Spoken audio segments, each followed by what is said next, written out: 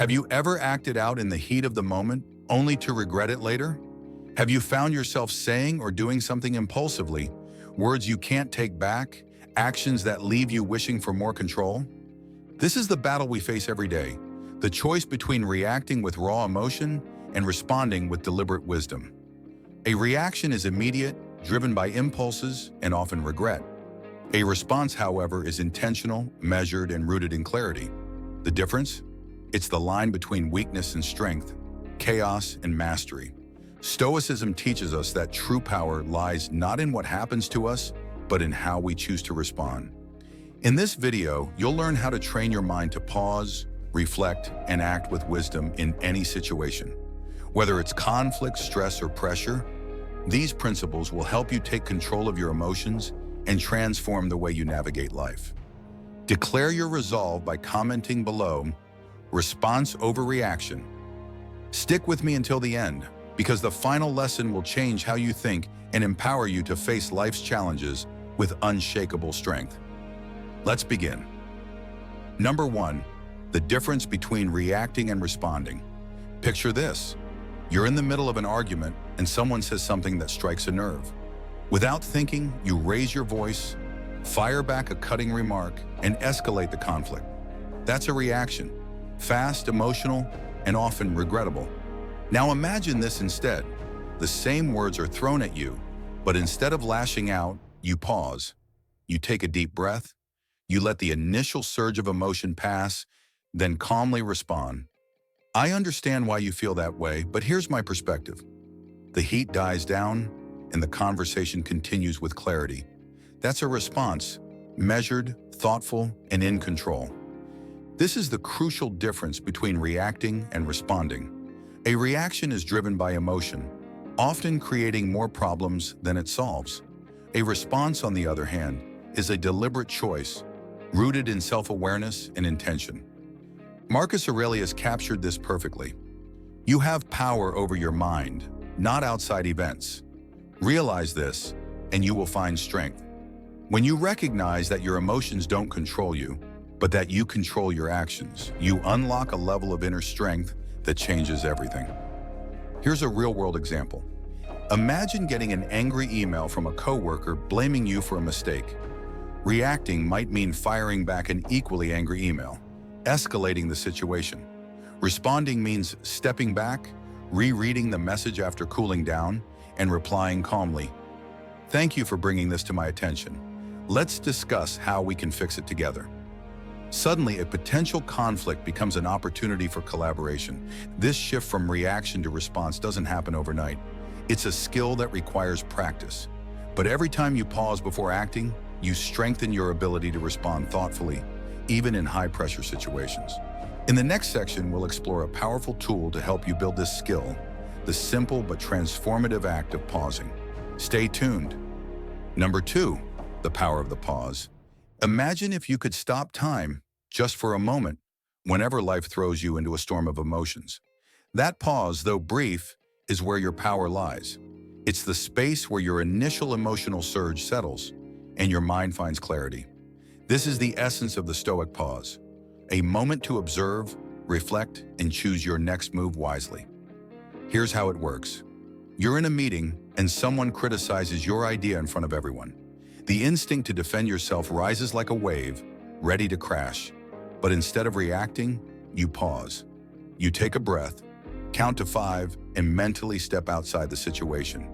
From this vantage point, you ask yourself, what's happening here? Is their criticism valid? How can I respond constructively? This pause allows your emotions to settle and your mind to focus. You're no longer a slave to the heat of the moment. Instead, you're an observer, detached from the chaos, ready to act with intention. Practicing the pause is like training a muscle. Start small. When someone cuts you off in traffic, instead of honking and yelling, pause. Take a breath and remind yourself that their actions don't need to dictate your peace. Marcus Aurelius embodied this principle, reminding us, you have power over your mind, not outside events. Realize this, and you will find strength. The pause is where you reclaim that power, where you separate what's within your control from what isn't. A real-world example? Think of a heated family argument. A sibling says something hurtful. Reacting would mean snapping back, escalating the fight, but pausing lets you diffuse the tension. I hear what you're saying. Let's talk about this calmly. The situation transforms because you choose mindfulness over impulse. The pause isn't about inaction, it's about intentional action. It gives you the space to observe your emotions without being consumed by them, turning moments of potential conflict into opportunities for growth. Number 3, detachment from emotional triggers. Picture yourself as a serene sage, seated atop a mountain, untouched by the chaos below. You see everything, the swirling storm, the fiery clashes, but you are separate from it, observing with calm and clarity. This is the art of detachment, the ability to step back from emotional triggers and view them for what they are. Fleeting impulses, not masters of your mind. When emotions flare, they distort your perception, clouding reason and fueling unnecessary conflict. But by detaching yourself, you become a witness to your feelings, not their prisoner. You can acknowledge the anger, fear, or frustration rising within you, yet remain unshaken, like a tree standing tall against the wind. Imagine this in practice. Someone insults you, and the sting of their words begins to burn.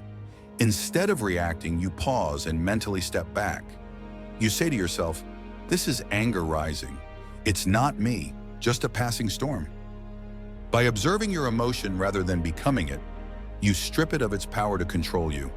Epictetus put it wisely, "It's not what happens to you, but how you react to it that matters." The event is neutral. It's your interpretation and reaction that gives it meaning. Detachment allows you to choose that meaning with wisdom and intention. Here's a real-world example. In a heated argument with a colleague, emotions escalate. Detachment helps you see their anger not as a personal attack, but as a reflection of their frustration. Instead of retaliating, you calmly address the root issue. "I see this as upsetting. Let's find a solution together." Suddenly, the conflict becomes a conversation. The secret to detachment is mindfulness. Imagine yourself as a quiet observer, watching your emotions rise and fall like waves on the ocean. You are not the waves. You are the vast, unshaken sea beneath them. Practicing detachment doesn't mean ignoring your emotions. It means acknowledging them without letting them dictate your actions. It's the mark of a philosopher, a meditator, a master of their mind. Number 4, control what you can, accept what you can't. At the heart of Stoicism lies a profound truth. Most of what happens in life is beyond our control. The weather, other people's actions, the twists of fate, these are not ours to dictate. What we can control, however, is our response. Recognizing this distinction is the key to inner peace and strength.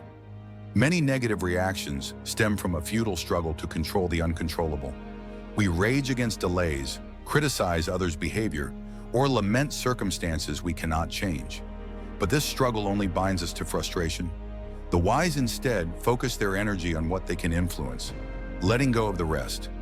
This principle is beautifully captured in the Stoic dichotomy of control. The next time you face a challenge, pause and ask yourself, "Is this within my control?"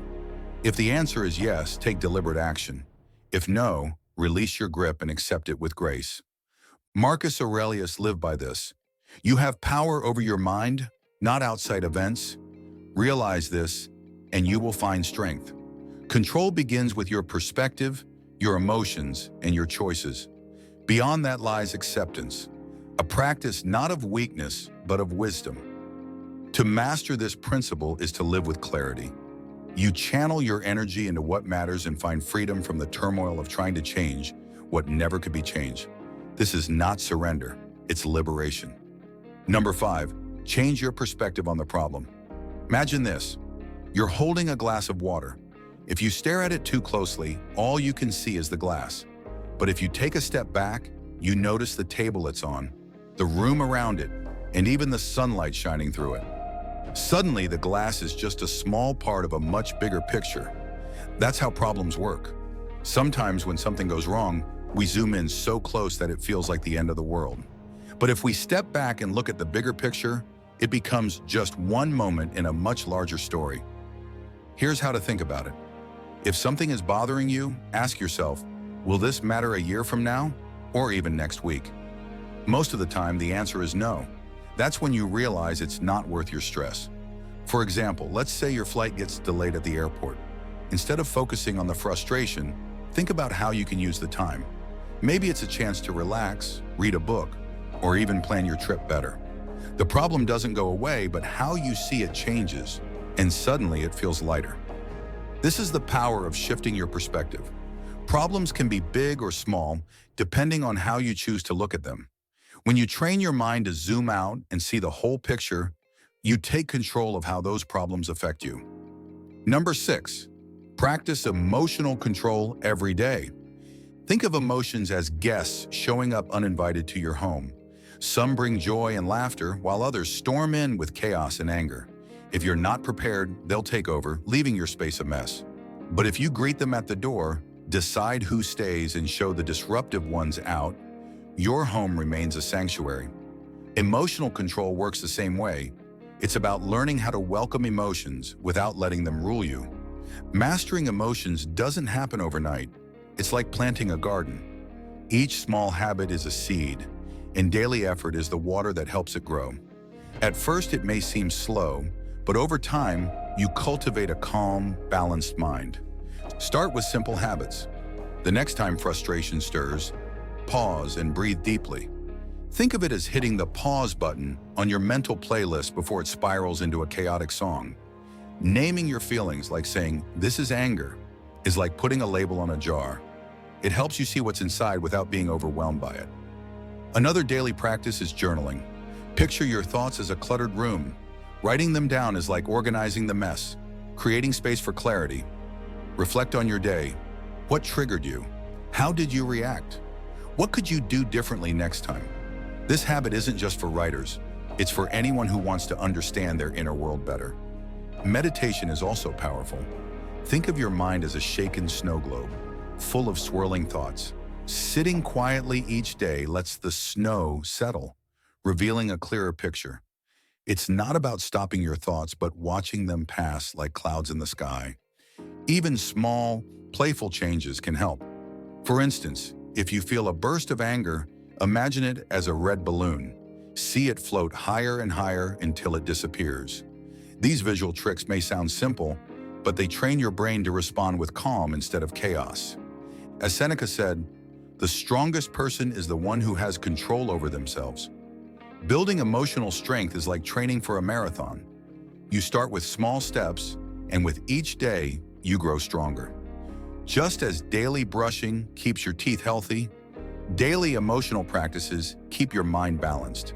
Commit to these small acts, and you'll soon find yourself unshaken in the storms of life. Number 7, respond with empathy. Empathy is like a bridge. It connects your world with someone else's, helping you cross over to understand their perspective. When someone acts out of frustration, fear, or even anger, empathy allows you to see the person behind the emotion, not just the behavior. This approach transforms conflicts into conversations and builds trust in even the most challenging situations. Imagine you're dealing with a coworker who snaps at you during a meeting. Instead of reacting with annoyance or snapping back, take a moment to ask yourself, what's going on here? Could they be overwhelmed or under pressure?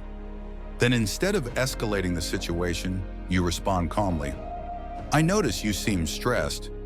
Is there something I can do to help? With that one empathetic statement, you've shifted the dynamic from conflict to connection. Here's the secret. People often act out because they feel unseen or unheard. When you acknowledge their feelings, even without agreeing with their actions, you validate their experience. This simple act of recognition can diffuse tension and open the door to a more constructive dialogue. Think of empathy as a mirror. When someone is upset, they want their emotions to be reflected to them, not ignored or dismissed. By saying something like, "I understand this must be frustrating for you," you're showing them that you see their struggle and that recognition alone can calm the storm. Even in personal relationships, empathy is a game changer. If a friend is upset because you had to cancel plans, instead of getting defensive, you might say, "I understand why you're disappointed. It shows how much you care about spending time together." This doesn't just soothe hurt feelings, it deepens the bond between you. Seneca's wisdom applies here. We are all frail. Let us therefore mutually forgive each other's faults. Empathy reminds us that everyone has their battles, and understanding this makes us kinder and more effective in our responses. When practicing empathy, remember: 1. Pause and observe. Before responding, ask yourself what the other person might be feeling. 2. Acknowledge their emotion. Even a simple phrase like, "I can see how this might upset you," can make a huge difference. 3. Respond. Don't react. Approach the situation with curiosity and compassion, not judgment. Empathy is a superpower. It turns moments of tension into opportunities for connection. By responding with understanding, you don't just resolve problems. You build bridges that strengthen relationships. Number 8, the power of silence. Silence is the weapon of the wise, the shield of the strong, and the refuge of those who value dignity above all else. In the myths of old, heroes were as renowned for their restraint as for their might, knowing when to strike and when to stand still. Silence, like the calm before a storm, holds immense power, subtle, unseen, but capable of changing the tides. In life's battles, words often become arrows fired in haste, wounding others and yourself. But silence is the armor that protects you from unnecessary conflict. It is the quiet declaration that not every insult deserves a response, not every argument requires your participation, and not every challenge is worthy of your energy. Imagine a great mountain. When the winds howl and storms rage, the mountain doesn't respond. It simply endures. It stands tall, unshaken by the chaos around it. Silence makes you that mountain, unmoved, composed, and commanding respect without uttering a word. When someone provokes you, their goal is often to pull you into their storm, to make you react in a way that validates their emotions. But by remaining silent, you deny them that satisfaction. Your silence becomes a mirror, forcing them to confront their actions and emotions. Marcus Aurelius captured this power perfectly. If it is not right, do not do it. If it is not true, do not say it. Silence is not cowardice. It is the ultimate discipline. It says, I will not lower myself to meet you in chaos. I choose calm. I choose to control. Here's how to wield this mighty tool. 1. When emotions surge, stay still. If anger or frustration clouds your thoughts, hold your tongue. Like a warrior assessing the battlefield, wait until the fog clears. 2. Use silence as a response. In the face of baseless criticism or petty arguments, silence says, your words do not deserve mine. 3. Pause to gain clarity. If you don't know what to say nothing. Silence creates space for wisdom to emerge. In relationships, silence can be transformative. If a loved one speaks in anger, responding with silence can de-escalate the tension, showing that you value peace over petty retaliation. In negotiations, a well-timed pause can make the other party reveal more than they intended, shifting the balance in your favor. Silence is not empty. It is filled with power. Like the great void of the universe, it holds potential energy, ready to be unleashed when the moment is right. To master silence is to master yourself, for it is through restraint that true strength is revealed. Number 9, anticipate challenges. In the theater of life, the wise prepare before the curtain rises. Challenges are inevitable, but chaos only reigns when we are caught unprepared. By anticipating what lies ahead, you don't just react to situations, you shape them. This foresight is not mere imagination. It is a disciplined exercise, a warrior's rehearsal for the battles yet to come. Think of a skilled chess player. Before making a single move, they envision the possibilities, the strategies their opponent might use, the traps they must avoid, and the paths to victory. In life, you are the chess player, and the board is your day. By mentally rehearsing potential scenarios, you step into them with clarity and confidence, ready to respond with precision rather than impulse. Start by asking yourself, what challenges might I face today? Who or what might test my patience or resolve? If you anticipate a tense meeting, visualize it beforehand. Picture the words or attitudes that might arise, and imagine yourself responding calmly, firmly, and wisely. This practice, often called premeditation, is a cornerstone of Stoic philosophy. Marcus Aurelius practiced this principle daily. Begin each day by telling yourself, I shall meet people who are meddling, ungrateful, arrogant, deceitful, envious, and unsocial. But I have seen the beauty of good, and I will not be shaken. By expecting the worst, he ensured he was never caught off guard. Here's how you can apply this. 1. Visualize the situation. Picture the challenges you might encounter and mentally rehearse your responses. Whether it's a difficult conversation or an unexpected delay, see yourself staying composed. 2. Strengthen your tools. Think about what you need to stay calm. Breathing techniques, prepared responses, or even a reminder of what truly matters. 3. Focus on what's within your control. Prepare for what you can influence and accept what lies beyond your reach. Imagine preparing for a heated debate. If you walk in unprepared, emotions may flare and words may slip. But if you've rehearsed anticipating the arguments and practicing calm responses, you walk into the room with the quiet confidence of someone ready for anything. Even in personal matters, this practice is transformative. Anticipating a disagreement with a partner or a child allows you to approach the situation with empathy and patience, reducing the chance of conflict and increasing the likelihood of understanding. To anticipate is to command the future, shaping it before it shapes you. Challenges lose their sting when met with prepared minds and steady hands. Number 10, celebrate small wins. Life is a journey of growth, and every step forward, no matter how small, is worth celebrating. Each time you respond thoughtfully instead of impulsively, you're building a foundation for a calmer, more intentional life. These small victories might seem insignificant at first, but they are the seeds of transformation. Imagine you're in a situation where frustration starts to rise. Perhaps someone cuts in line, or a conversation doesn't go as planned. Instead of letting irritation take over, you pause and respond with calmness. It's just a moment, but that choice is a victory, a reminder that you're capable of mastering your emotions and making thoughtful decisions. As Epictetus said, progress, not perfection. This principle invites you to be kind to yourself. You don't need to be flawless or handle every situation perfectly. Instead, focus on recognizing the times when you get it right. Each choice to pause, reflect, and respond intentionally is a step toward becoming the person you want to be. Here's how to embrace and celebrate small wins. 1. Acknowledge your effort. At the end of the day, take a moment to reflect on where you responded with intention. Perhaps you stayed calm during a stressful moment or listened deeply to someone without interrupting. These are wins worth recognizing. 2. Create small rituals. Celebrate progress with simple acts of self-kindness, like writing in a journal, lighting a candle, or even saying, I did well today. These rituals reinforce your growth.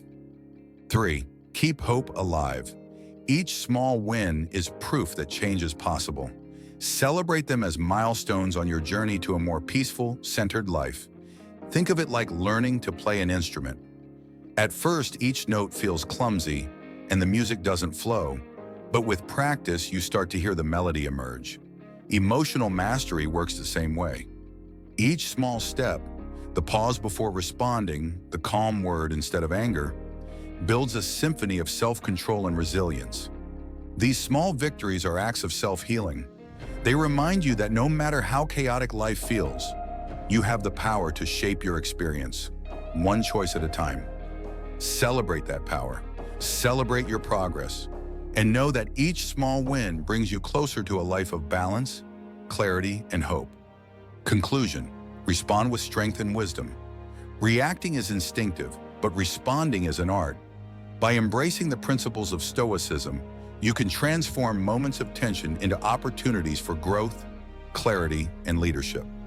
Every challenge becomes a chance to showcase your resilience and wisdom. Now it's time to act. Start practicing these lessons today. Pause, detach, anticipate, and choose your response with purpose. This is how you take control, not just of your emotions, but of your entire life. If this video inspired you, don't keep it to yourself. Share it with someone who needs to hear these lessons, and hit subscribe to Victory Stoic to continue exploring the powerful teachings of Stoic philosophy. The strength to respond wisely is already within you. Train your mind, master your emotions, and let your calm presence influence the world around you. Stay strong, stay stoic, and I'll see you in the next video.